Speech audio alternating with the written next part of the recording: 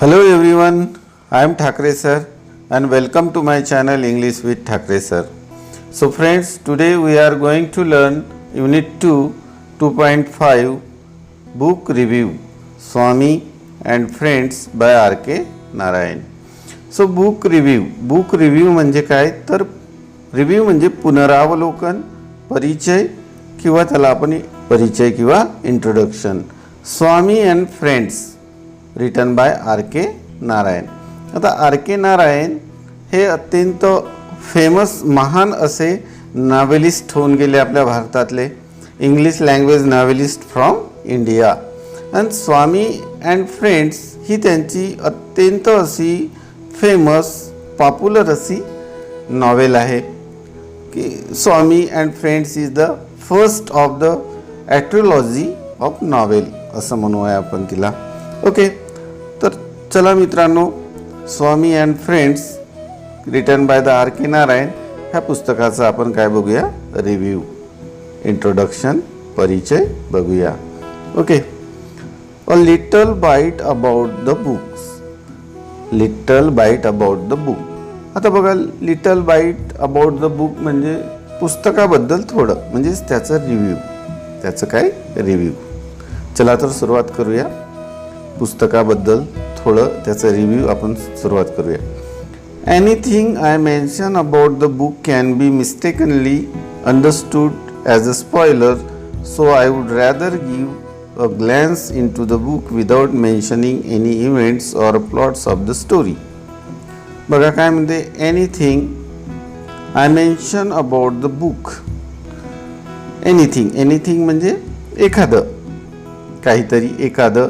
I mention about the book. आता mention म्हणजे काय तर त्याचा उल्लेख करणे. तर मी काहीतरी जर पुस्तकाबद्दल जर उल्लेख केलं, कॅन बी हे काय होऊ शकते, mistakenly understood as a spoiler. आता मिस्टेकनली म्हणजे चुकीने, अंडरस्टूड म्हणजे समजणे. तर जर लेखक काय म्हणतो की जर मी काहीही एखादं जर या पुस्तकाबद्दल जर मेन्शन केलं, त्याचा जर पुस्तकाबद्दल जर उल्लेख केलं तर काय होऊ शकते, mistakenly understood as a spoiler. तर मला चुकीने काय समजू शकतात, ॲज अ स्पॉइलर. आता स्पॉइलर म्हणजे काय होते, बिघडवणारा. स्पॉइलर म्हणजे काय, बिघडवणारा म्हणजे चुकवणारा. मला एखादा बिघडवणारा, पुस्तक चुकवणारा असं समजू शकतील. सो म्हणून आय वुड रॅदर गिव्ह ग्लॅन्स. मग मी त्यापेक्षा काय करणार, ग्लॅन्स. ग्लॅन्स म्हणजे दृष्टिक्षेप, म्हणजे फक्त वरवर त्याचा दृष्टिक्षेप टाकणार into the book without mentioning any events or plots of the story. म्हणून मग मी काय करणार, त्यापेक्षा काय करणार तर त्या पुस्तकावर फक्त मी दृष्टिक्षेप टाकणार into the book without mentioning, म्हणजे अजिबात कोणताही उल्लेख न करता. कशाबद्दल, एनी इव्हेंट्स. म्हणजेच इव्हेंट्स म्हणजे त्यातला जो घटनाक्रम आहे किंवा प्लॉट्स म्हणजे कथानक. त्या पुस्तकामधला जे घटनाक्रम किंवा कथानकावर अजिबात कोणताही जे उल्लेख न करता, आता मी फक्त त्या पुस्तकावर काय टाकेन, ग्लॅन्स टाकेन. ग्लॅन्स म्हणजे दृष्टिक्षेप, वरवर ओझरता दृष्टिक्षेप टाकेन असं लेखक म्हणतो. ठीक आहे. Next, Swami is a mischievous little kid of about 10 years old and living in the era where India was under the British rule. Okay, तर काय म्हणते, Swami is a mischievous little kid of 10 years old. Swami, आता हा जो स्वामी आहे हा कथेमधील एक पात्र आहे आणि तो फक्त 10 वर्षाचा आहे. It is little kid about 10 years old आणि तो फक्त 10 वर्षाचा एक छोटासा मुलगा आहे. की तो कसा आहे, मिस्चिवस. आता मिस्चिवस म्हणजे काय तर खोडकर आहे. मिस्चिवस म्हणजे खोडकर, म्हणजे तो खोडकर मुलगा आहे. तो फक्त 10 वर्षाचा एक खोडकर मुलगा आहे. And living in the era where India was under the British rule. आणि in the era in the era म्हणजे टाईम पिरियड, ज्याला आपण म्हणतो युग. म्हणजे ही जी कथानक आहे, हा जो कथा आहे, कोणत्या युगात घडलेली आहे, under the India was under the British rule. म्हणजे आपला जो भारत देश होता तो इंग्रजांच्या आधिपत्याखाली होता. त्या पिरियडमध्ये हे कथानक घडलेलं आहे आणि त्या कथानकामधील पात्र म्हणजे कोण, स्वामी, की जो कसा आहे, मिस्चिवस आहे. जो कसा आहे, मिस्चिवस आहे, फक्त 10 वर्षाचा एक छोटासा मुलगा. Okay, like most kids of that age, म्हणजे त्याच्याच वयासारखे जे इतर मुलं आहेत, Swami is a kid who can not stay at one place and absolutely hate school, even worse mathematics. आता बघा, तर हा जो स्वामी आहे, हा स्वामी त्याच्या वयामधील असणाऱ्या इतर मुलांपेक्षा Swami is a kid who can not stay at one place, की स्वामी हा असा मुलगा आहे की who can not stay at one place, की तो एका ठिकाणी थांबू शकत नाही. आपण बघतो लहान मुलं असतात ते खोडकर असतात, ते एका ठिकाणी कधीच थांबू शकत नाही.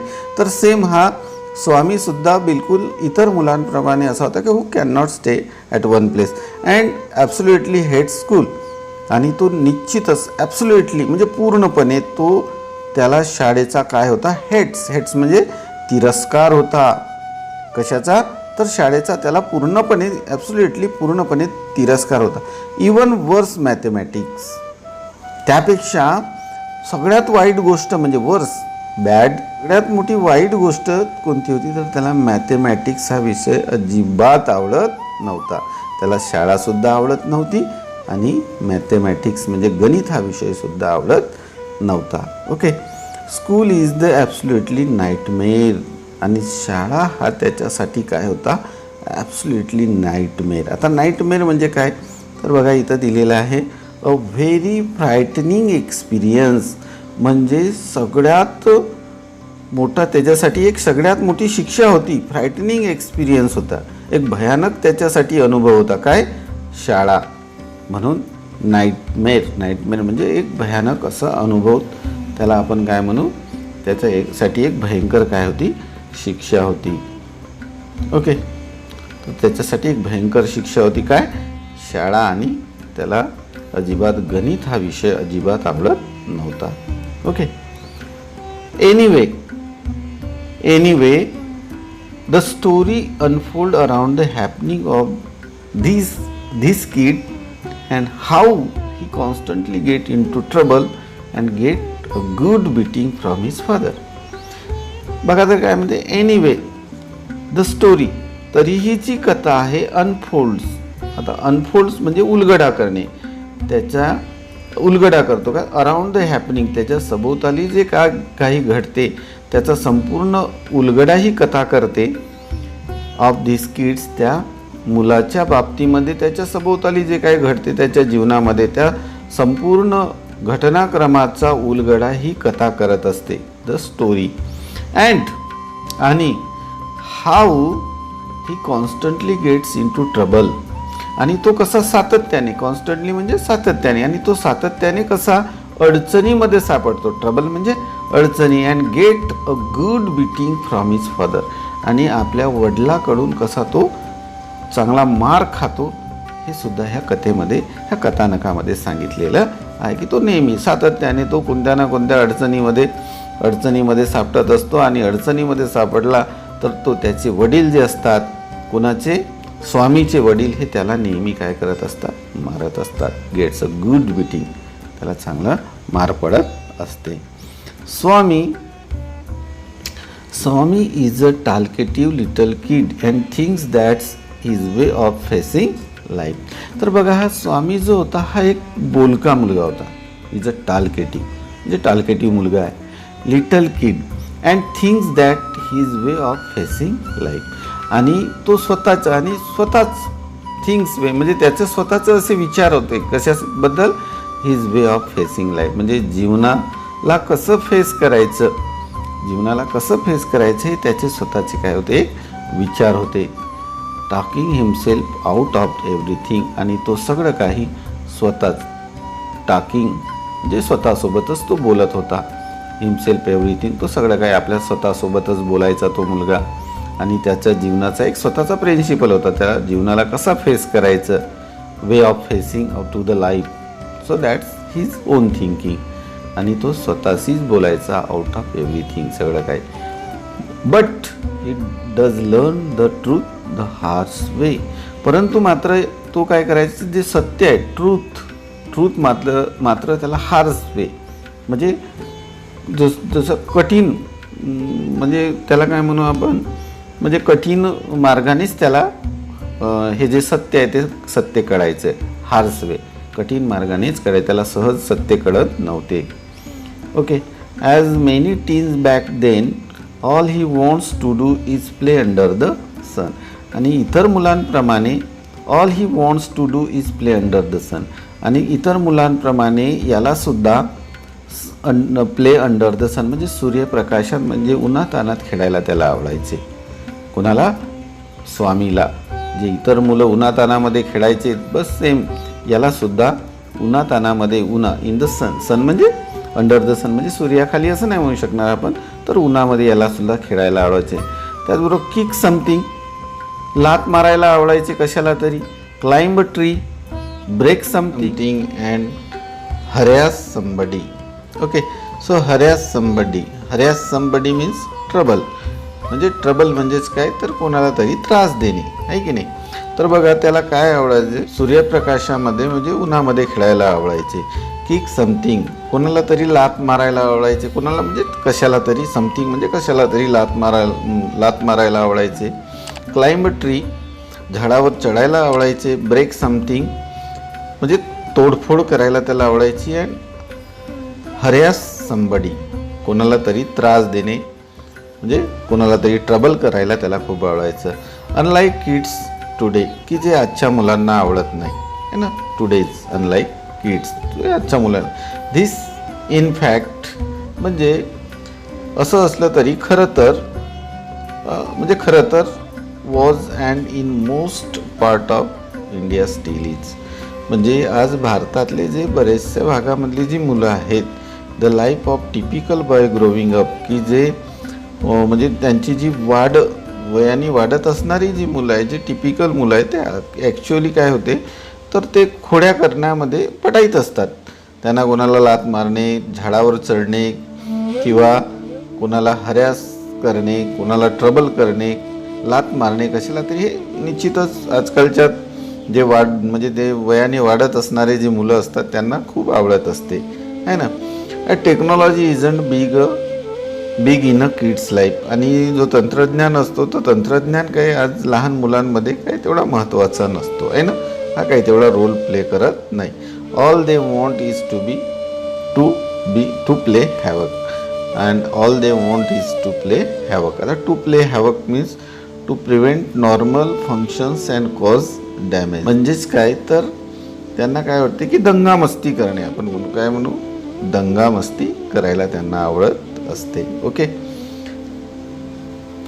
So in what way is Swami a typical boy in his growing years. म्हणजे ग्रोविंग इयर्स म्हणजे त्याच्या वाढत्या वयामध्ये जो स्वामी होता हा कसा मुलगा होता. सो इन दिस रिगार्ड, या बाबतीमध्ये Narayan gets deeply into the working of Swami's 10-year-old mind, explaining exactly how he thinks and what is perspective of the world is. म्हणजे बघा तर हा मुलगा कसा होता, तर या बाबतीमध्ये नारायणनी अतिशय गहन पद्धतीने त्या 10 वर्षाच्या मुलाच्या म्हणजे माइंडचं जे वर्णन आहे त्यांनी केलेलं आहे, एक्सप्लेनिंग केलेलं आहे. कसं एक्झिक्युटली कसं उत्कृष्टपणे, एक्झिक्युटली म्हणजे उत्कृष्टपणे केलेलं आहे. How he thinks and what is perspective of the world is. म्हणजे तो कसा विचार करतो आणि त्या जगाबद्दल त्याचे पर्स्पेक्टिव्स काय आहेत. पर्स्पेक्टिव्स म्हणजे त्याचे दृष्टिकोन काय आहे, हे याचं मात्र त्यांनी गहन असं एक्सप्लेनेशन केलेलं आहे. मोठ्या उत्कृष्टपणे असं डीपली त्या 10 वर्षाच्या माइंडचं त्यांनी उत्कृष्ट असं वर्णन केलेलं आहे नारायणी, R.K. नारायणी. The reader does feel like Swami and get every attached with the character as the story progress. That's the magic of Narayan. बघा तर काय म्हणते की the reader does feel like Swami and gets very attach with the character as the story. म्हणजे जो reader आहे, जो वाचक आहे, तो फील्स लाईक स्वामी, तो स्वतःला स्वामी समजतो, काय तर वाचत असताना, आणि get very attach with the character, आणि त्या कॅरेक्टरशी तो अगदी जवळीक साधतो. अटॅच म्हणजे जवळीक. ॲज द स्टोरी प्रोग्रेस, जेव्हा तो स्टोरी प्रोग्रेसमध्ये असते, जेव्हा वाढत असते, जेव्हा तो स्टोरी वाचत असतो कोण, रीडर, तेव्हा तो स्वतःला कोणामध्ये बघतो, स्वामीमध्ये बघतो, आणि त्या कॅरेक्टरशी अगदी तो जवळीक साधतो. जसजशी जी कथा समोर जात असते, प्रोग्रेसमध्ये असते, तेव्हा तो स्वतःला त्या स्वामी म्हणजे स्वतःला त्या स्वामीच्या कॅरेक्टर फील करतो आणि त्याच्याशी जवळीक साधतो. That's the magic of Narayan. आणि हेच तर नारायण R.K. नारायणची काय आहे जादू आहे, की जो वाचकाला काय करतो खिळवून ठेवतो है ना, त्या कॅरेक्टरमध्ये स्वतःला तो वाचक बघतो. हीच ह्या R.K. नारायणची काय आहे जादू आहे. ओके, नाव next significant of the book म्हणजे ह्या पुस्तकाचे वैशिष्ट्ये. सिग्निफिकंट म्हणजे वैशिष्ट्ये, significance. So Swami and friends by R.K. Narayan is not a merely interesting read. म्हणजेच तर स्वामी अँड फ्रेंड्स ही जी पुस्तक आहे हे R.K. नारायणचे पुस्तक हे वाचनाचा आनंद, फक्त केवळ वाचनाचाच आनंद देते असं नाही. That could be enjoy from top to bottom. म्हणजे वाचकांनाच आनंद देते असं नाही, तर हे सगळ्याच वयोगटातील मुलांसाठी हे अतिशय आनंद देणारी म्हणजे वाचकांना आनंद देणारी अशी पुस्तक आहे. But the work attributes a lot of literary values. परंतु याच्यामध्ये जे लिटररी व्हॅल्यूज म्हणजेच त्याला आपण काय म्हणतो तर साहित्यिक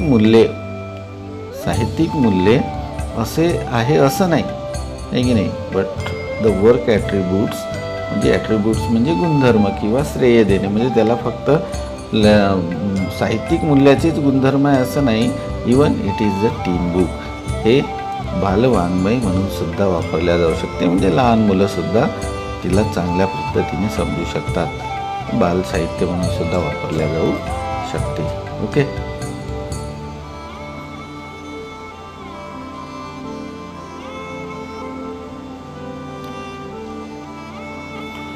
स्वामी and friends is a good read for the kids and tin alike.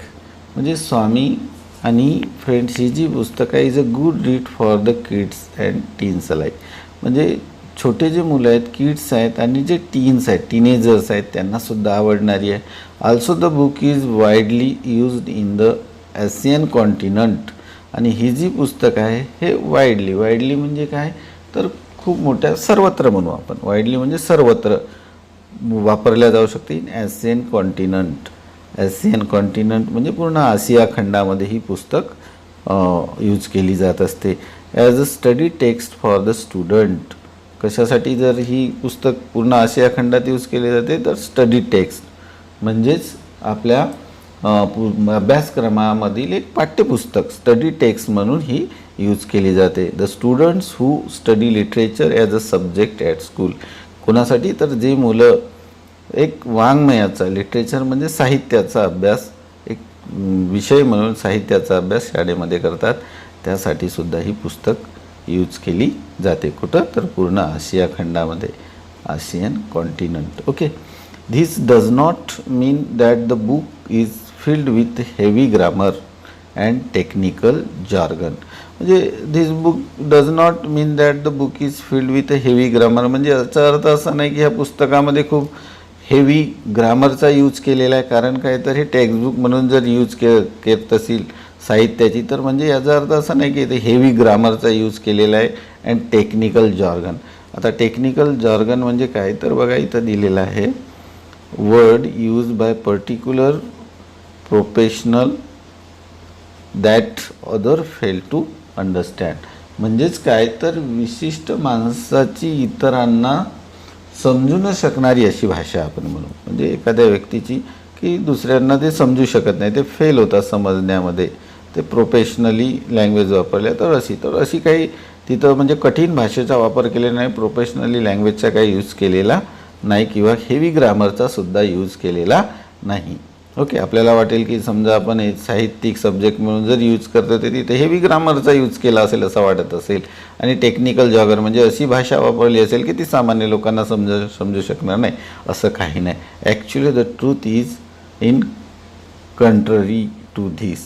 म्हणजे ॲक्च्युली ते सत्य काय आहे तर हे विरुद्ध आहे. कॉन्ट्ररी म्हणजे विरुद्ध आहे की नाही, पूर्णपणे विरुद्ध आहे. ओके, असं काहीही वापरलेलं नाही, अतिशय सोप्या भाषेमध्ये ही पुस्तक लिहिलं. Swami and friends is written in the such simple English. म्हणजे स्वामी आणि फ्रेंड्स हे कशामध्ये लिहिलेली आहे? अगदी सिम्पल इंग्लिश भाषेमध्ये लिहिले आहे. It is hard to imagine that it is work of such a literary genius like R K Narayan.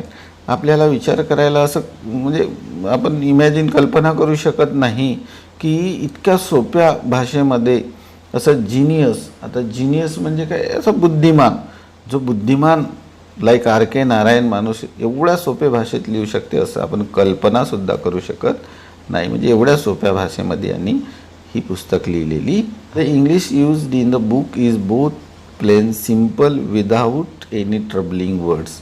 आणि ह्या पुस्तकामध्ये असे सिम्पल वर्ड्स टाकलेले आहेत की विदाऊट एनी ट्रबलिंग वर्ड्स, की म्हणजे अतिशय अजिबात कोणाला त्रास जाणार आहे. ट्रबलिंग वर्ड्स म्हणजे त्रास न देणारे, म्हणजे सोपे शब्द ह्यामध्ये यूज केले आहेत फॉर द किड्स, की जे मुलांनासुद्धा समजू शकणार, त्यांनासुद्धा ट्रबलिंग करणार नाही, त्यांना कठीण जाणार नाही. Also the use of simple and short sentence adds to the simplicity of the book. Also use of the simple म्हणजे अगदी सोपे आणि शॉर्ट सेंटेन्सेस यूज केले आहे as to the simplicity. Simplicity म्हणजे साधेपणा, म्हणजे कशासाठी? तर साधेपणा. त्या बुकचे जे साधेपणा आहे तर त्याच्यामध्ये अतिशय सोपे आणि सहज छोटे छोटे वाक्यांचा यूज केलेला आहे. It is mention in the description that the book is about the mischievous 10-year-old Indian boy.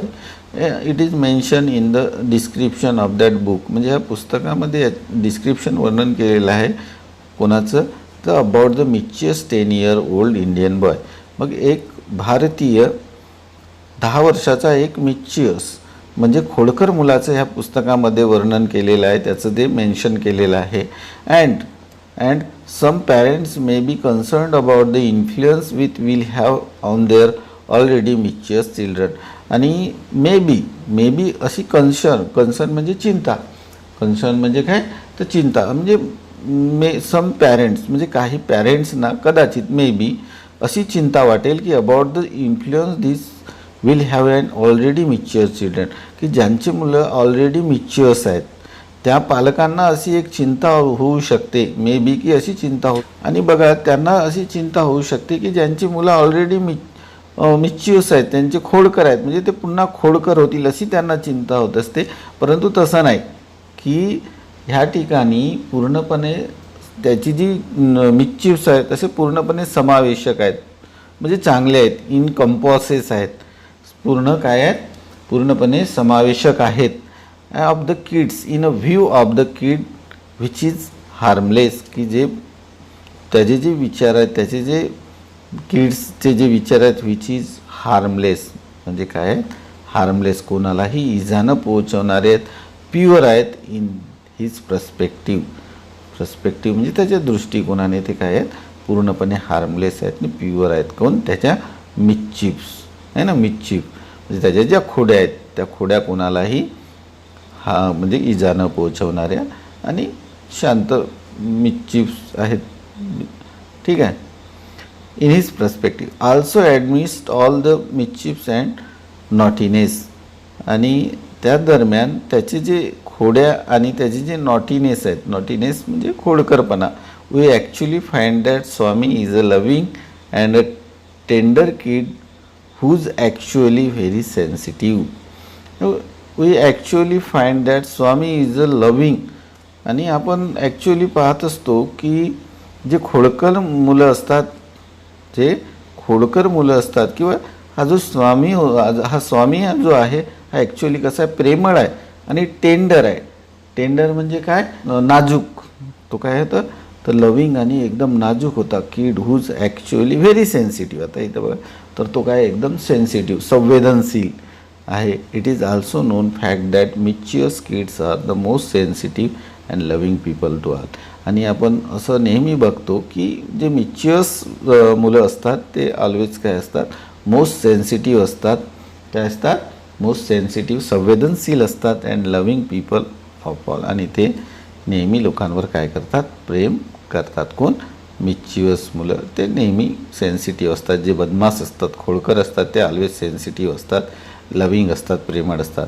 And R K Narayan does a great job conveying that to all of us.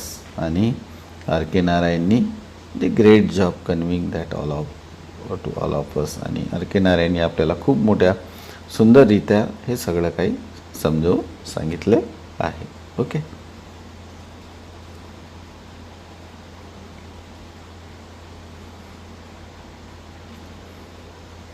So in conclusion, it can be said that this book is a good read for children of all ages who may just enjoy a good read or who may wants to improve their English skills. So in conclusion, म्हणजे याच्यावरून असा निष्कर्ष conclusion means निष्कर्ष, it can be said that म्हणजे असे आपण म्हणू शकतो की this book is a good read for children. ही पुस्तक मुलांसाठी एक चांगली पुस्तक आहे वाचण्यासाठी, ऑफ ऑल एजेस, सर्व स्तरातील मुलांसाठी, who may just enjoy a good read, की जे कदाचित त्यांना वाचण्याची आवड आहे, वाचण्याचा आनंद वाटते अशा मुलांसाठी, or who may want to be improve their English skill, की ज्यांना आपली इंग्रजीमधली स्किल्स म्हणजे कौशल्यात वाढवायचं आहे, त्यांच्यासाठी सुद्धा ही पुस्तक छान आहे. अबाउट द ऑथर, म्हणजे आता लेखकाबद्दल, the author of Swami and friends is India's one of the greatest author all of time. जे भारतातील एक सर्वात महान असे सर्वकालीन लेखक आहेत, है ना. One of the R K Narayan. R K Narayan is responsible for many of the outstanding literary works India has ever produce. म्हणजे आर के नारायणनी ची जी म्हणजे आपण रिस्पॉन्सिबल म्हणजे याच्यात भागीदारी म्हणू, की आपल्या भारतामध्ये जे आउटस्टँडिंग लिटररी वर्क झालेले आहेत, आहे की नाही, उत्कृष्ट असे जे साहित्यिक वर्क आहेत, त्याच्यामध्ये सगळ्यात मोठी भागीदारी आहे कोणाची? आर के नारायणची. Okay. And this book is particular capture the essence of India under British ruling and the mind and life of typical teenage kids. म्हणजे ते टीनेजर्स आहेत, त्यांचा जो ब्रिटिशकालीन म्हणजे जे इंग्रजांचं आपल्या देशावर राज्य होतं, त्यांचं जे माइंड आहे, त्या माइंडचं म्हणजे इसेन्स म्हणजे त्याचा जो सार आहे, इसेन्स म्हणजे सार, याचा सार ह्या पुस्तकामध्ये त्यांनी दिलेलं आहे, कॅप्चर केलेलं आहे. कोणतं? तर जे ब्रिटिश रुलिंगमध्ये जे टीनेज किड्स होते, टीनेज मुलं होते, त्यांचा जो सार, त्यांचं सर्व म्हणजे माइंडचा जो सार आहे ह्या पुस्तकामध्ये त्यांनी लिहिलेलं आहे. Okay. Other great works by Narayan include Malgudi days, the guide, the painter of sings and many more literature works such as the Ramayana, the shortened modern prose version of the Indian epic and the Mahabharata, a shortened modern prose version of the Indian epic. Go take a look at them if you are interested. तर बघा काय म्हणते, तर Malgudi days हे त्यांची खूप सुंदर असं पुस्तक आहे, की ज्याच्यावर काय बनलेलं आहे, सिरियलसुद्धा बनलेली, the guide, the painter of the sing and many more literary work such as the Ramayana. आणि रामायणासारखे असे खूप साहित्यिक वर्क्स त्यांनी केलेलं आहे. Shorten modern prose version of the Indian epic. Epic म्हणजे काय, तर महाकाव्य, जे भारतीय महाकाव्यावर त्यांनी शॉर्टन प्रोज लिहिलेलं आहे.